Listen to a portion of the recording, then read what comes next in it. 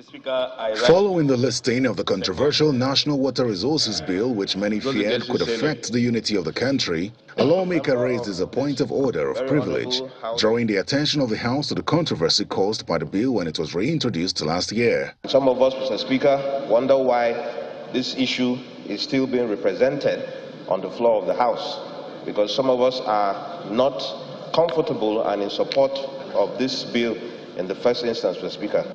The Speaker offers an explanation. And he told me that the issues that were raised then, the issues of controversy that were raised then, have been addressed by all the governors. And apparently this new bill that all the governors of the Federation, both South and North,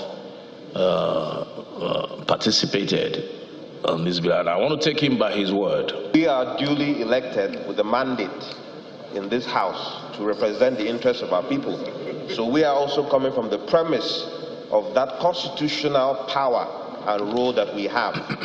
Whatever the governors might have agreed upon might not be acceptable to us. It is we that have those powers as enshrined in the Constitution to enact legislation that will be binding on this country. The Water Resources Bill, which sought to bring all water resources under the control of the federal government, was first introduced in the 8th Assembly but was rejected by the lawmakers. It was then reintroduced in the 9th Assembly last year but received backlash from a broad section of Nigerians and legislators who feared that it could endanger the unity of the country. The chairman of the Committee on Water Resources, in whose name the bill is listed, as well as the majority leader, appealed to lawmakers and the bill scales first reading. All the attorney generals of the states, Of the different states and the Federation, commented on the bill, and the Federation commented on the bill before they could address some of the issues that were raised on the floor.